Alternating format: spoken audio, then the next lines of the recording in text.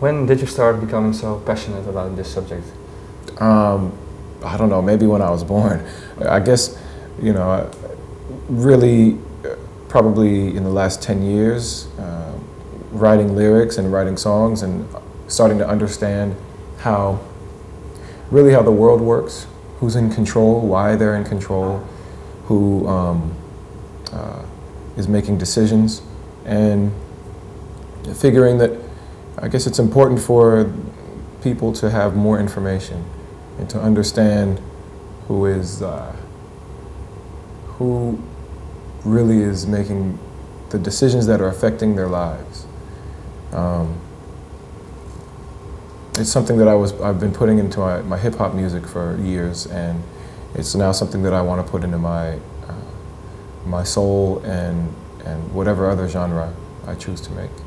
If you look around to other artists as well, do you think there is a more broader spectrum of artists that are pushing this message forward, or is it just you and maybe a few others? I'm sure there are other artists. I mean, I don't see it in the mainstream popular music, but there are artists who are doing very important work, whether it's musicians or actors like George Clooney is doing a lot of really good work.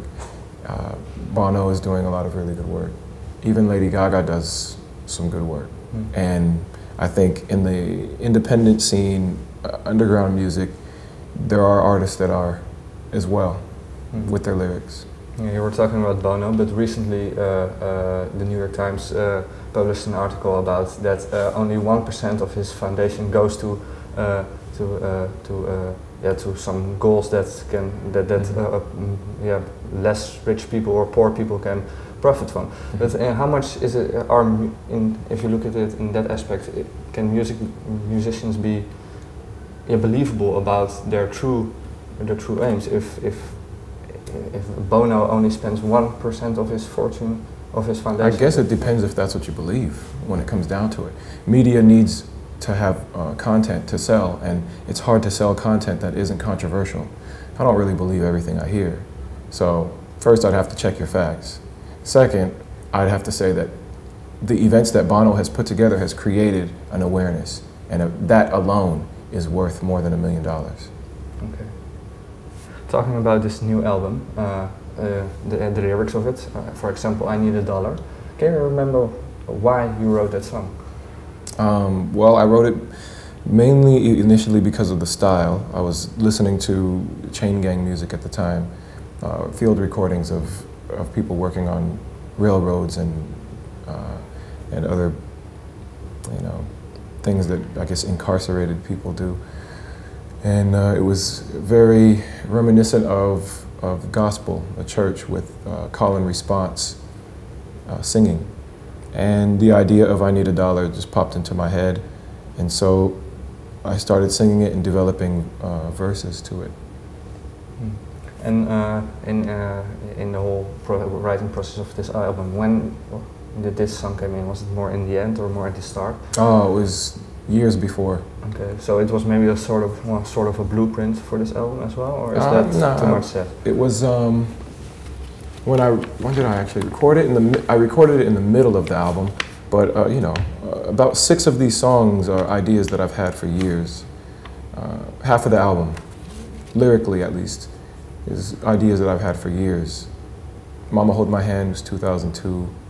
If I was 2002. I Need a Dollar is 2005. So these are ideas that I've had for a long time, and when I worked with the producers and the musicians, I would show them the idea and show them the music, and then we'd create either something new or make a copy. Why did these songs only found its way recently in this new album and not before? Well, mainly Mama Hold My Hand, because on that song I know it's a really important song, and I didn't want to release it without the proper promotion, without the proper album to put it with, and I think this is the right album. So I saved it. I don't think it was right for Shine Through, and I didn't think it was right for an Eminon release. It's a matter of understanding my tools and packaging things properly.